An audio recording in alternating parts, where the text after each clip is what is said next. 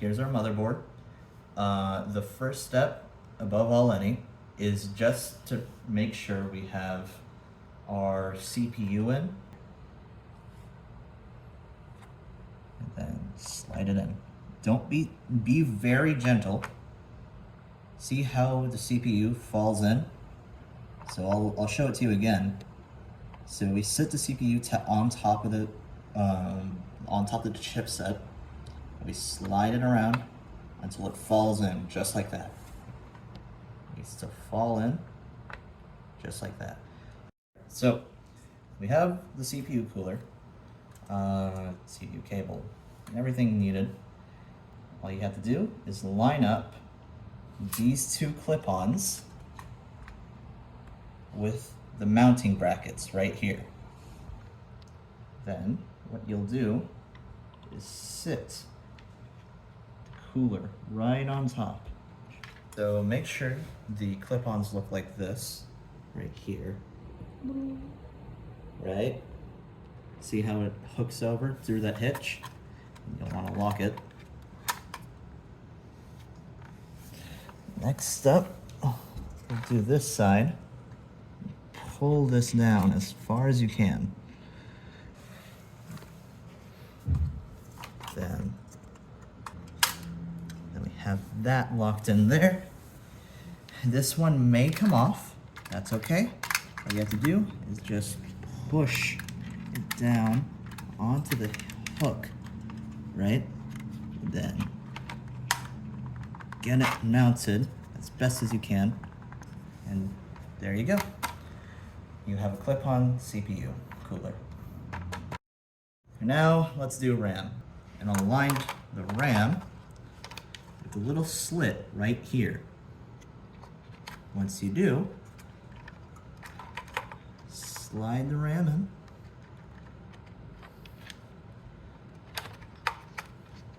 And then click it down. You see how this part came back up? Click it in.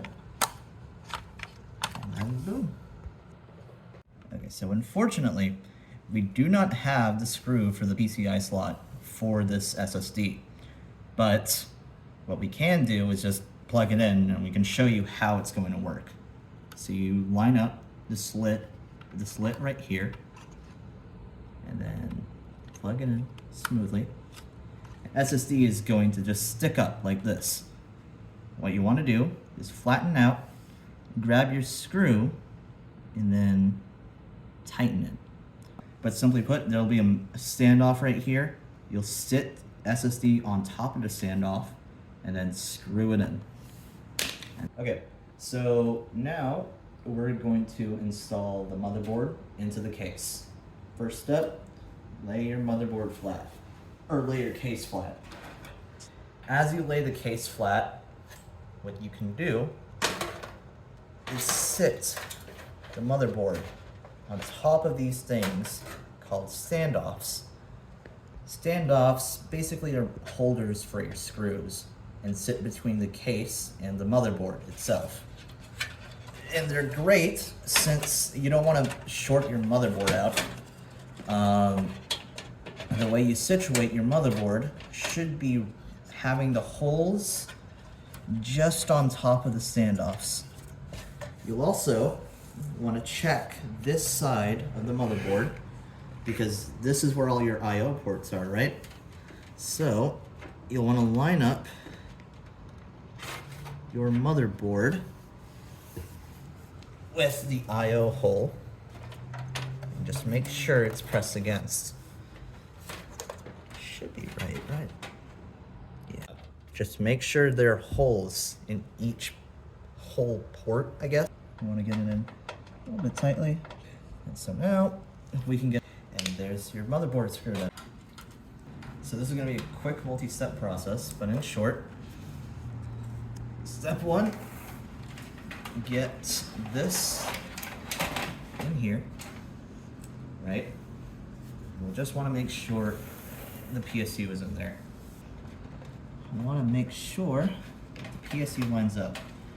Now, there's a problem with this PSU, and that is that it is a modular or not modular, it is a non-modular power supply.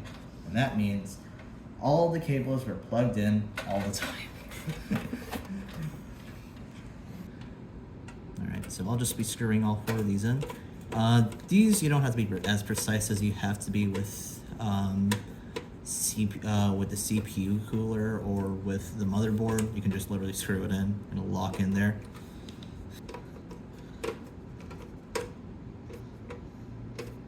Power supply. Okay, let's stop there. Next up, we got our graphics card. And installing this thing isn't going to be too hard, and you'll always want to use these metal bracket ones. Usually, you would always go with the top level one for your graphics unit, but for today's purposes, we'll be using this just for demonstration purposes. Keep in mind, sliding this in is a little finicky. You want to line up the graphics card with these little metal brackets. Usually there'll be small metal brackets attached to this and screws on top of these brackets. You'll want to unscrew them and then take off the brackets so that way you can get these ports in. Make sure these are lined up perfectly. So once it's lined up and it's sitting in the PCI Express port, you'll clamp it down and you'll hear a click right here, right? Once you hear a click in there, you'll be able to screw in the GPU into the PC case. The GPU is installed. Okay, so now that you have the PSU installed, we're going to want to get the CPU cable, power supply cable, or the motherboard's power supply cable, and the GPU cable connected. So the first step is connecting the CPU cable. Now, CPU cable is a little finicky compared to the other two. It's not as hard, but it's definitely annoying to deal with. So, especially considering that the CPU cable is disconnected, so you'll need to keep them together while you connect these two. So, a good way to do it is to hold them together, right? And then lock these two inside. Right? So you got one, you got two, and boom. Make sure that these two are lined up as close as you can. You don't want any space between the cable and the cable dock, otherwise you're gonna have problems coming up in the future. But if there's no space, that should be good. Next up, we have the motherboard. And getting the motherboard connected isn't really that hard. All you have to do is line these two up, and then just make sure you can get it on there.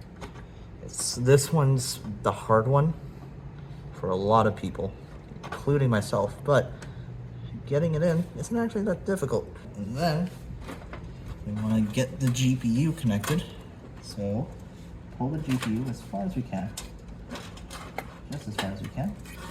So now we have a 6-pin and a 6-pin. Now you may think, oh no,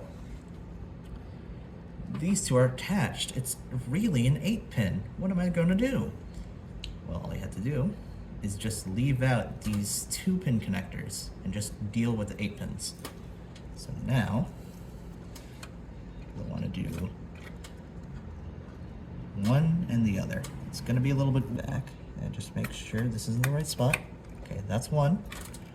Then pull this down, bend it back a little bit. These are very bendable. They'll stick to their bending spot, and that's 2. Now you have a connected motherboard, a connected CPU, and a connected graphics card.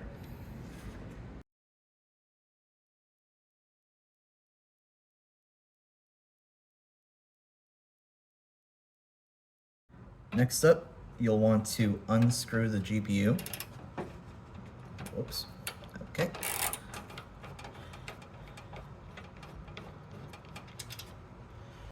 So next up, we'll need to unclip the GPU and then pull it out. Don't use too much force. You're just gonna wanna wiggle it out, just like that.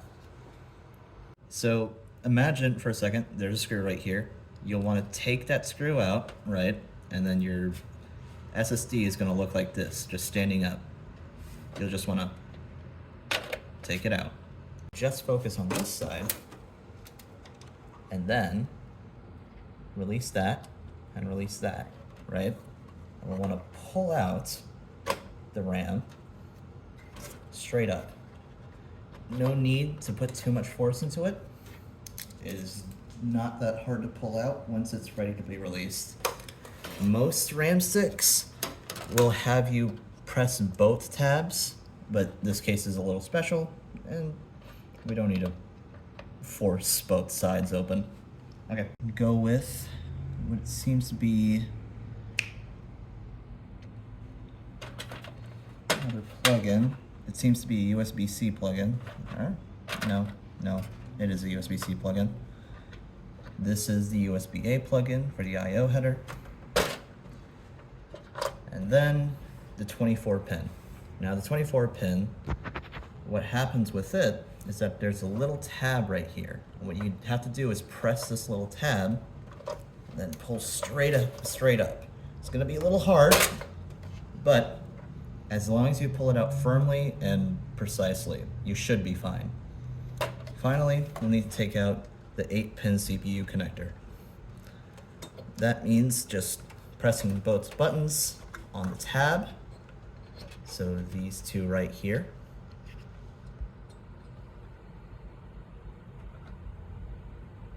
and then pulling out straight up. This one's a little hard because it's right next to the top of the case, but once you pull it out, it's free. Next up, you'll want to move your case to a position where you can see the behind of it.